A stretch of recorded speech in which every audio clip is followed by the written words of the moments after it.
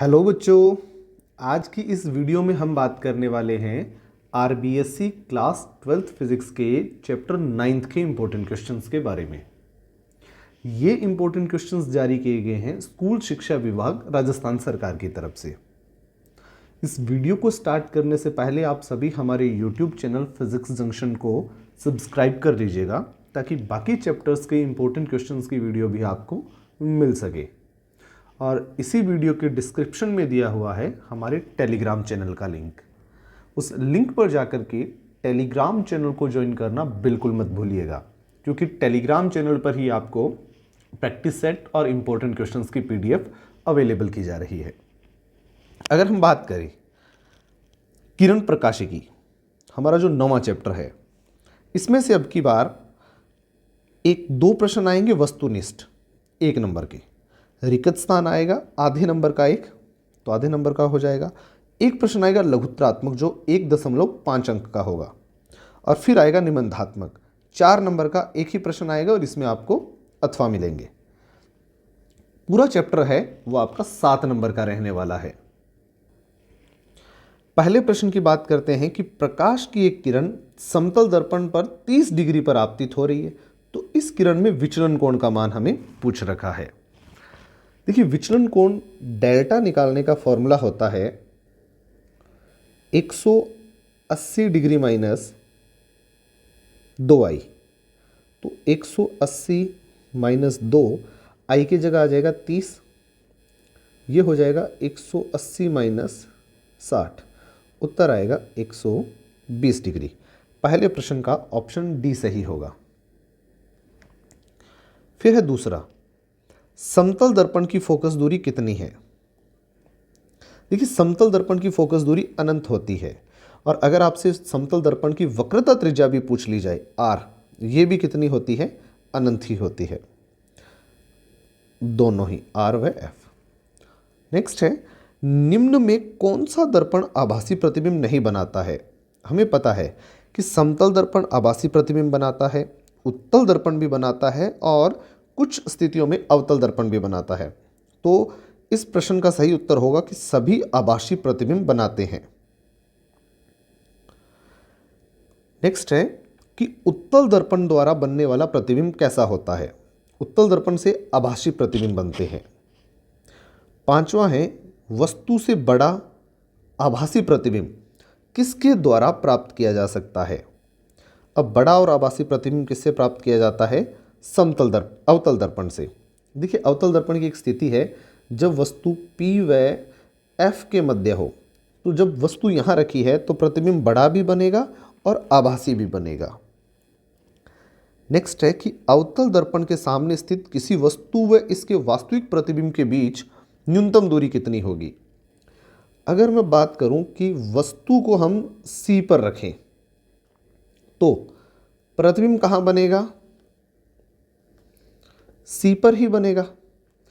वस्तु भी C पर है और प्रतिबिंब भी C पर है। कौन से दर्पण में, अवतल दर्पण में। तो इन दोनों के बीच की दूरी कितनी हुई, न्यूनतम दूरी 0। यानी कि अवतल दर्पण के अंदर वस्तु और प्रतिबिंब के मध्य, जब वस्तु C पर है तो प्रतिबिंब भी C पर होगा, तो इनके मध्य की दूरी हमें 0 प्राप्त होती है। तो न्यूनतम दूरी कितनी होगी, 0।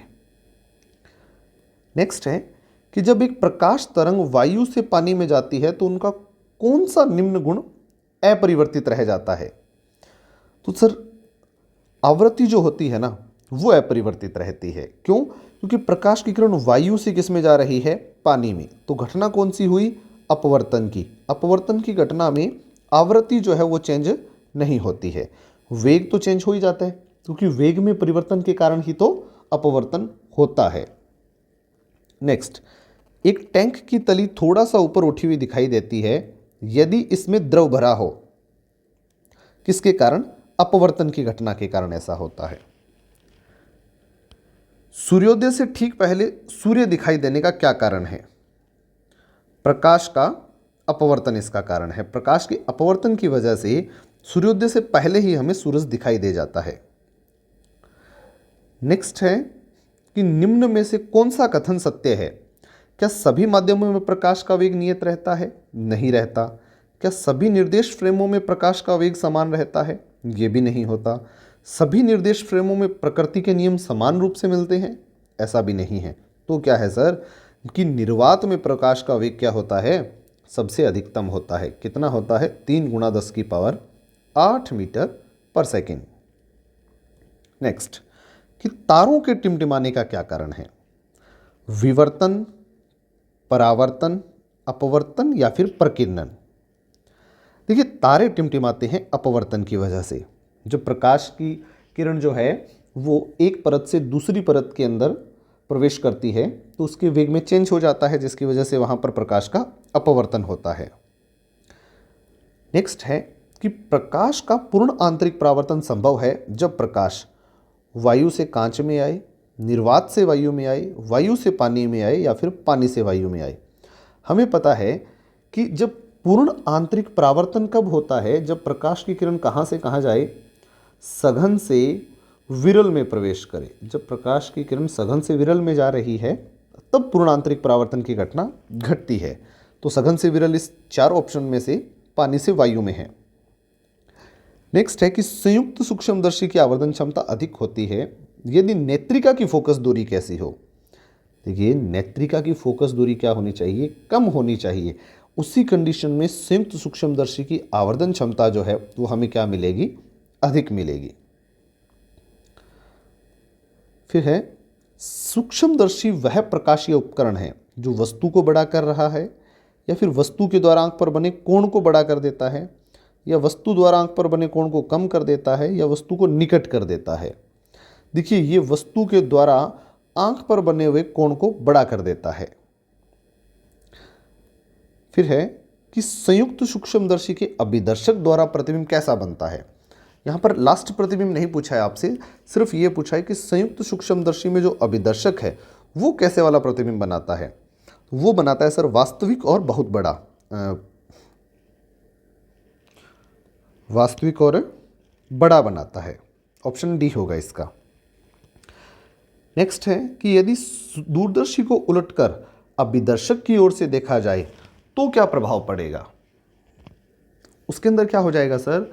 वस्तु बहुत छोटी दिखाई देती है अगर दूरदर्शी को उलट करके अभिदर्शक की ओर से देख रहे हैं। वैसे तो हम देखते हैं नेत्रिका की तरफ से, पर अगर अभिदर्शक की तरफ से देखेंगे तो बहुत छोटी वस्तु दिखाई देगी। नेक्स्ट है कि किसी दूरदर्शी के अभिदर्शक व नेत्र लेंस की फोकस दूरियां क्रमशः 100 सेंटीमीटर और 5 सेंटीमीटर है। यदि अंतिम प्रतिबिंब स्पष्ट दर्शन की न्यूनतम दूरी पर बनता हो तो दूरदर्शी की आवर्धन क्षमता कितनी होगी? देखिएगा, जो हमें दे रखा है पहले तो हम वो लिखते हैं। एक तो हमें FO का मान दे रखा है यहाँ पर 100 सेंटीमीटर और FE का दे रखा है कितना? 5 सेंटीमीटर। अब दूरदर्शी पूछा है हमसे, तो दूरदर्शी की आवर्धन क्षमता का फॉर्मूला होता है -FO/FE 1+FE/D। मान रखते हैं -100/5, 1+FE का मान कितना हो जाएगा? 5, और स्पष्ट दर्शन की न्यूनतम दूरी यानी कि D का मान होता है 25। इसे सॉल्व करेंगे, ये मान आएगा -20, इधर आ जाएगा 1+1/5, और सॉल्व करते हैं तो -20 × 6/5, ये कट जाएगा 4 पर, उत्तर आएगा -24। अगर इसका परिमाण लूँगा तो +24 यानी कि ऑप्शन बी सही होगा। नेक्स्ट है, एक तराशा हुआ हीरा अधिक चमकता है किसके कारण? देखिए, तराशा हुआ हीरा उच्च अपवर्तनांक के कारण चमकता है, क्योंकि यदि अपवर्तनांक उच्च है तो होगा क्या? तो फिर क्रांतिक कोण क्या हो जाएगा? छोटा। अतः जो हीरे पर गिरने वाला प्रकाश है, हीरे पर गिरने वाले प्रकाश का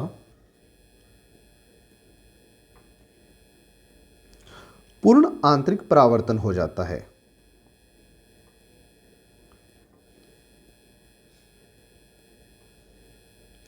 पूर्ण आंतरिक परावर्तन हो जाता है, जिससे क्या होता है? हीरा अधिक चमकता है। इसके बाद में आता है रिक्त स्थान। सबसे पहला है कि परावर्तन के पश्चात प्रकाश का वेग, तरंग दैर्ध्य और आवृत्ति नियत रहती है, परंतु क्या घट जाती है?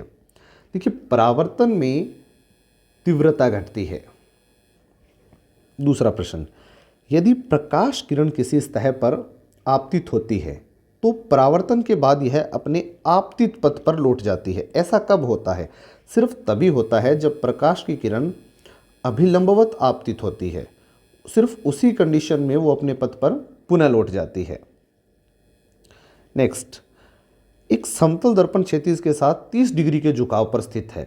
यदि एक ऊर्ध्वाधर प्रकाश किरण दर्पण से टकराती हो तो दर्पण और परावर्तित किरण के बीच का कोण हमसे पूछ रखा है। ये अच्छा प्रश्न है सर। देखिए, इसका डायग्राम बनाते हैं। ये मान लीजिए हमारे पास इस तरीके से एक दर्पण है। ये हमारे पास एक दर्पण है जो कि इस सतह से किस कोण पर है? 30 डिग्री के कोण पर है। यहाँ से एक प्रकाश की किरण जो है वो कैसे आपतित हो रही है? अभिलंबवत आपतित हो रही है। ये प्रकाश की किरण यहाँ पर आने के पहुँचने के बाद इधर की ओर निकल जाएगी और ये है इनके बीच का अभिलंब। ये वाला अभिलंब, कौन से वाला? ये वाला अभिलंब इस सतह के साथ 90 डिग्री का कोण बना रहा है। ठीक है, तो अब मैं क्या करूं? अगर इसको आगे की ओर बढ़ाऊं यहाँ पर, तो ये कोण कितना हो जाएगा? 90 डिग्री का हो जाएगा।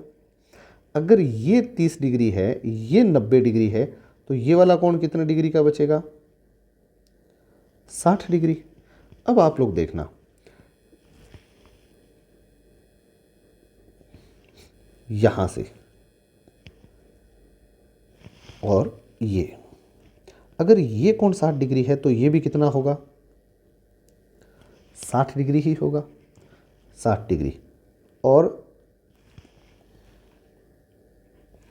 अगर मैं बात करूं इस वाले पृष्ठ और इस अभिलंब के बीच का कोण 90 डिग्री है और ये वाला है 60 डिग्री, तो ये बाकी कितना बचा? 30 डिग्री। अगर आपतन कोण का मान 30 डिग्री है तो परावर्तन भी कितना होगा? 30 डिग्री ही होगा। और अभिलंब, ये अभिलंब और इस तह के बीच का कुल कोण कितना हुआ? 90। इधर वाला 30 है तो बाकी कितना डिग्री बचेगा? 60 डिग्री। और हमसे पूछ क्या रखा है? हमसे यही पूछ रखा है कि एक समतल दर्पण क्षैतिज के साथ 30 डिग्री के झुकाव कोण पर है, रख दिया था। फिर एक ऊर्ध्वाधर प्रकाश किरण दर्पण से टकरा रही है, तो दर्पण और परावर्तित किरण, तो दर्पण कौन है? ये रहा, ये दर्पण, और ये किरण कौन सी है? परावर्तित किरण। इन दोनों के बीच का कोण कितने डिग्री आया है? 60 डिग्री प्राप्त हुआ है हमें।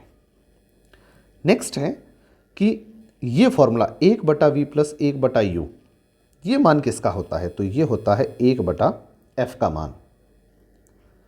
फिर है कि एक माध्यम से दूसरे माध्यम में प्रवेश करते समय प्रकाश किरण का मार्ग विचलित हो जाता है, तो ये क्या कहलाता है प्रकाश का?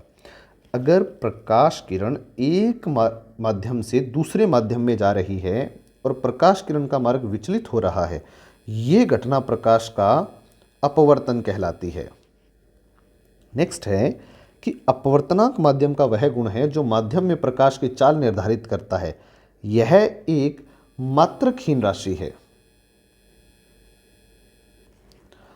और ताप बढ़ाने पर माध्यम का अपवर्तनांक पर क्या प्रभाव पड़ता है? तो माध्यम का अपवर्तनांक घटता है। और जब कोई प्रकाश किरण सघन से विरल में जा रही है तो वो अभिलंब से किधर हटती है? हमेशा दूर हट जाती है। और किसके कारण से हीरा चमकता है? हीरा चमकता है पूर्ण आंतरिक परावर्तन के कारण।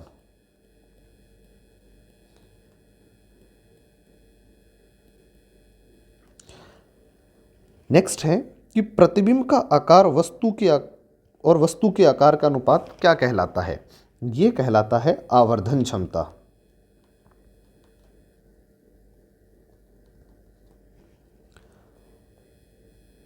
नेक्स्ट क्वेश्चन है कि मोटर वाहनों के पीछे ट्रैफिक को देखने के लिए चालक किस दर्पण का यूज लेता है? उत्तल दर्पण का यूज लेता है। नेक्स्ट, उत्तल दर्पण की वक्रता, त्रिज्या और फोकस दूरी में संबंध लिखो। देखिए, R बराबर होता है कितना?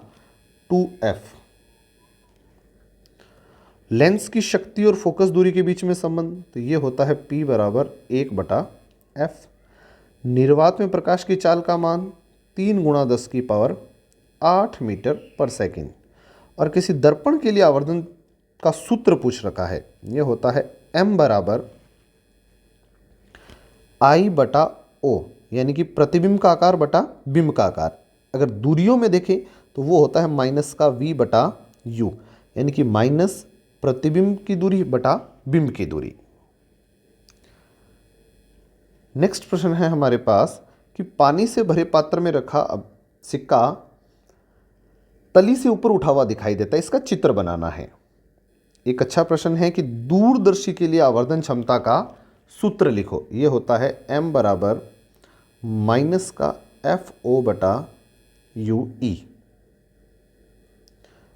नेक्स्ट है कि जब प्रकाश विरल से सघन माध्यम में प्रवेश करता है तो वेग, तरंग दैर्ध्य और आवृत्ति पर क्या प्रभाव पड़ता है। तो देखिए, वेग तो घट जाता है जब विरल से सघन में जा रहा है, वेग घट रहा है। अगर वेग घट रहा है तो तरंग दैर्ध्य भी घट जाती है और आवृत्ति क्या रहती है सर, अपरिवर्तित रहती है, अपरिवर्तित, और ये दोनों घटते हैं। नेक्स्ट है कि दर्पण या लेंसों के लिए चिन्ह परिपाटी लिखो। तो सर दर्पण की बात कर लेते हैं। मान लीजिए हमारे पास ये दर्पण है,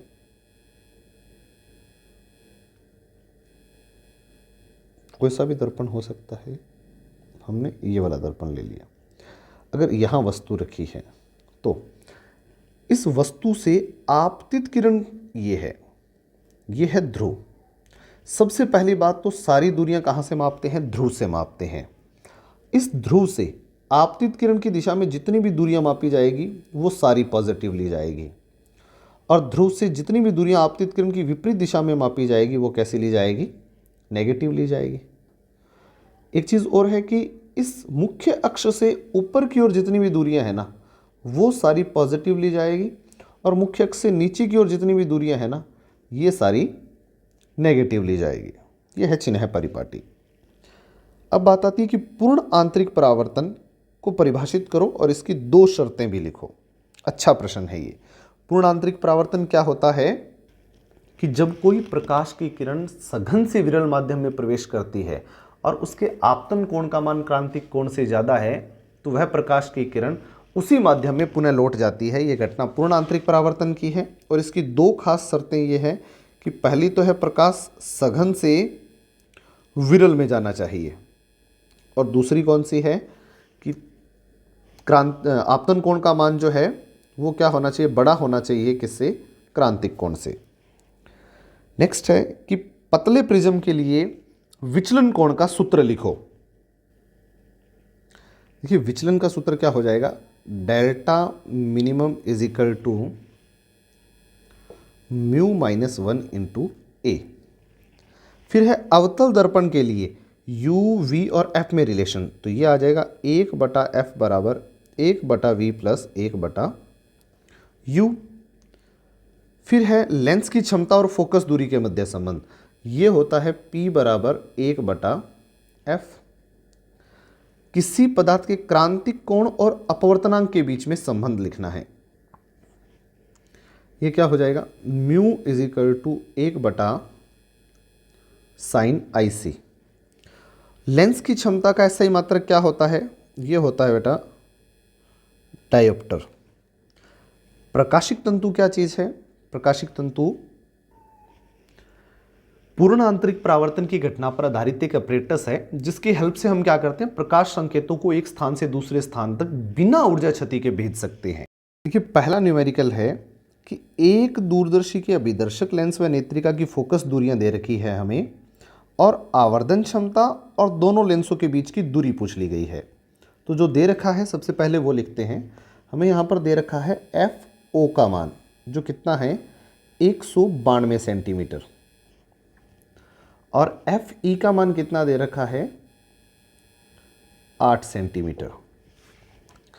अगर मैं बात करूं आवर्धन क्षमता की तो दूरदर्शी के लिए आवर्धन क्षमता का सूत्र होता है -FO/FE। ये हो जाएगा -192/8। उत्तर आएगा -24। और अगर आपको दोनों लेंसों के बीच की दूरी पूछ ले, यानी कि यहाँ पर आपसे L पूछा गया है, L का सूत्र होता है FO प्लस FE, सूक्ष्मदर्शी की लंबाई पूछी गई है जो दोनों फोकस दूरियों का योग होती है 192 प्लस 8, उत्तर मिलेगा आपको 200 सेंटीमीटर। नेक्स्ट है कि किसी अभिसारी लेंस के दोनों पृष्ठों की वक्रता त्रिज्याएं 10 और 15 सेंटीमीटर है। यदि लेंस की फोकस दूरी 12 सेंटीमीटर हो तो पदार्थ का अपवर्तनांक कितना होगा। देखिए दूसरे प्रश्न का उत्तर होगा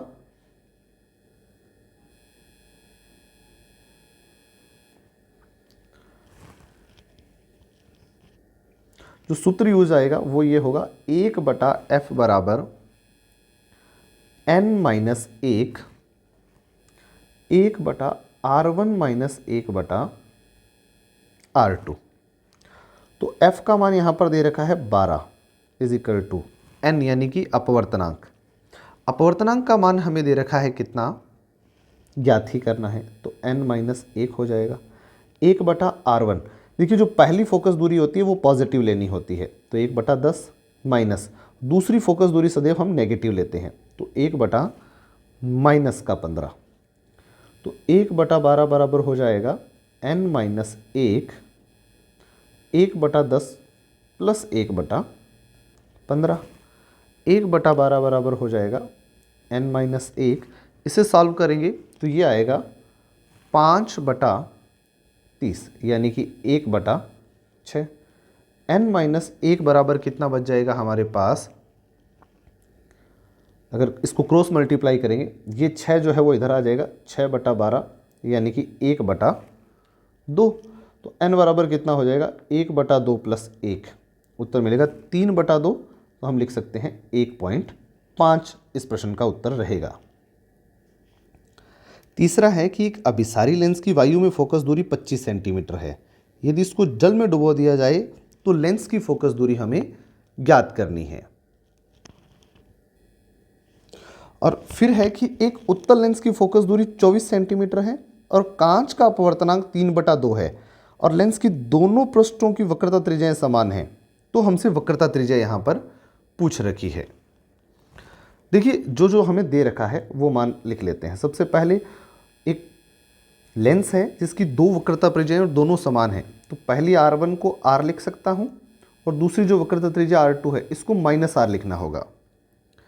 यहाँ पर म्यू का मान हमें दे रखा है 1.5।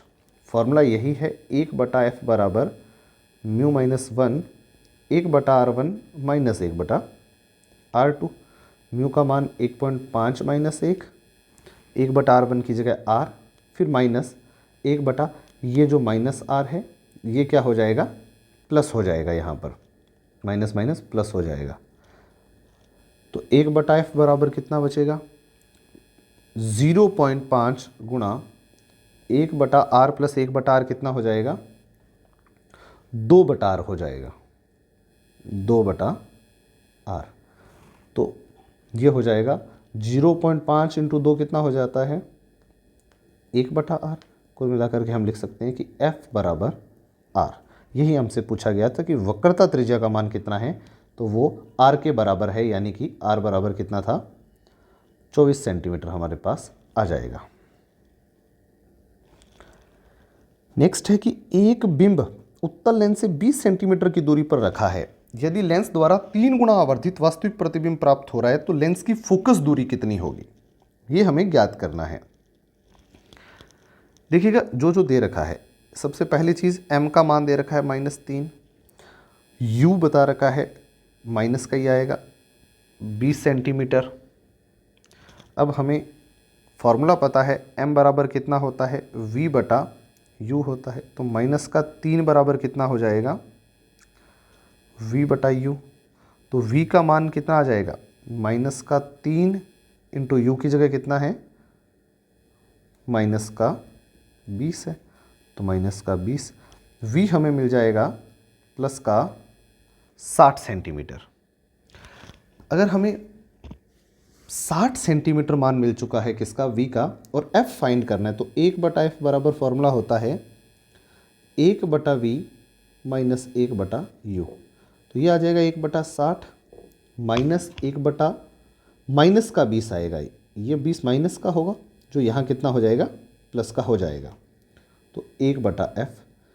अब देखना 1/f का मान कितना बचेगा, 1/f बराबर 60 एलसीएम आया, 1 + 3 यानी कि 4/60। f बराबर आ जाएगा 60/4। ये मान हमारे पास कितना आ जाएगा, 15 सेंटीमीटर। इस प्रश्न का उत्तर है। नेक्स्ट देखिएगा क्या है न्यूमेरिकल, कि एक उभयोत्तल लेंस के दो पृष्ठों की वक्रता त्रिज्याएं हमें बता रखी है, 10 सेंटीमीटर और 20 सेंटीमीटर। कांच का अपवर्तनांक भी दे रखा है और फोकस दूरी पूछ ली गई है। तो यहाँ पर फॉर्मूला हो जाएगा 1/f बराबर mu minus 1/r1 minus 1/r2। Values रखेंगे, म्यू का मान है 1.5 माइनस 1/r1 की जगह आ जाएगा 1/10 माइनस R2 मैंने बताया था आपको नेगेटिव लेनी होती है, तो 1/- का 20 है, तो ये प्लस का 20 हो जाएगा। ये जो मान है वो हमें बनेगा 0.5 इंटू एलसीएम आ जाएगा 20, तो ऊपर आएगा 2 + 1 यानी कि 3। डेसिमल यहाँ से हम हटाएंगे, 200 हो जाएगा, 5 से 200 जाएगा कितने पर, 40 पर। यह है 1/f का मान। f का जो रिजल्ट है वो हमें 40/3 मिल जाएगा सेंटीमीटर।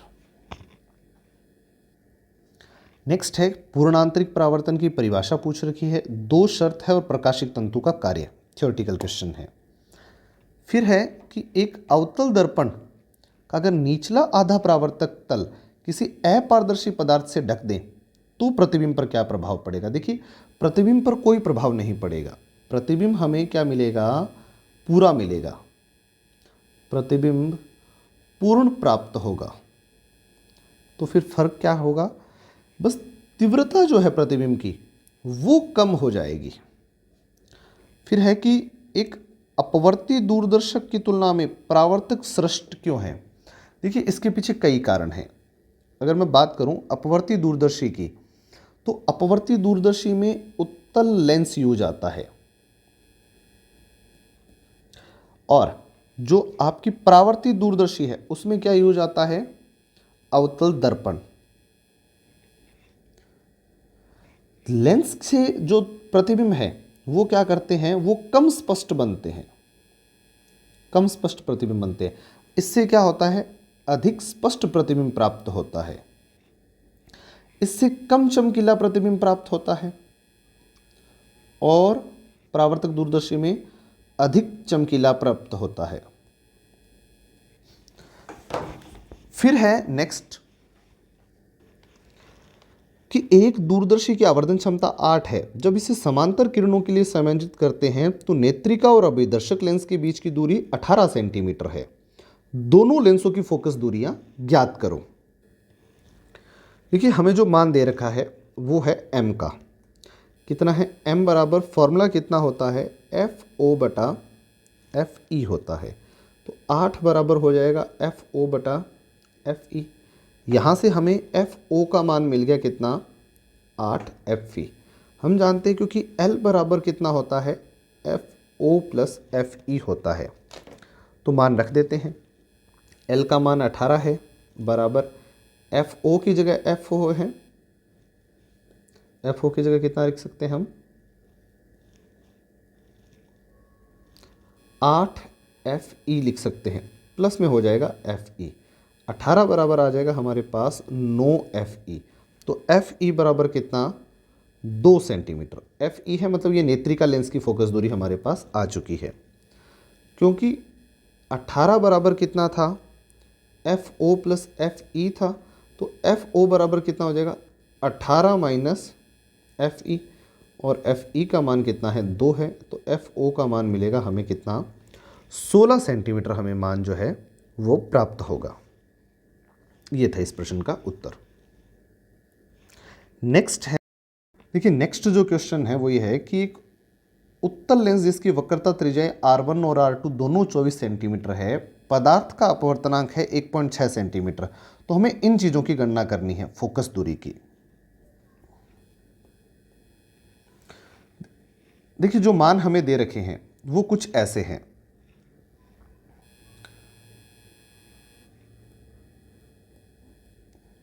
हमें R1 का मान दे रखा है कितना, 24 सेंटीमीटर। R2 का भी दे रखा है कितना, 24 सेंटीमीटर, लेकिन कैसा होगा, माइनस का। म्यू का मान है 1.6।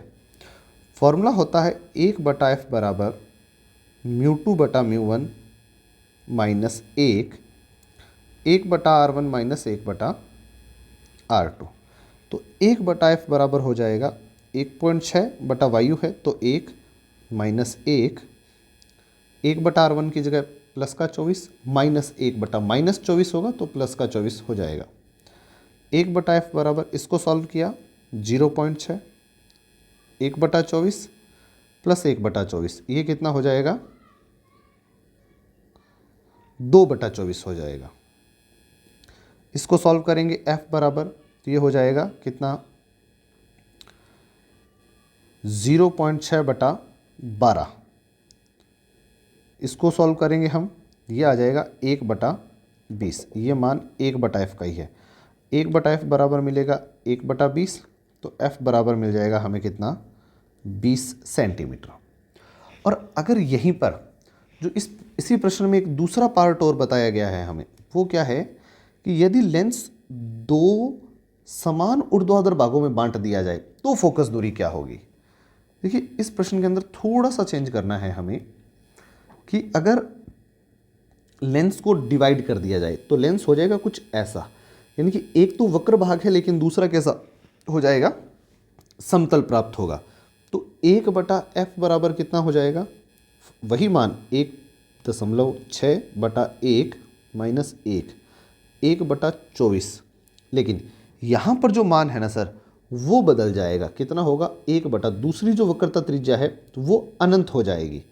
तो 1/f बराबर कितना हो जाएगा, 0.6 इंटू सिर्फ 1/24 बचेगा, डेसिमल हटाया 0 आ जाएगा। 1/f बराबर कितना हो जाएगा, 1/40। f बराबर कितना हो जाएगा, 40 सेंटीमीटर, यानी कि फोकस दूरी कितनी हो जाएगी, जस्ट डबल हो जाएगी।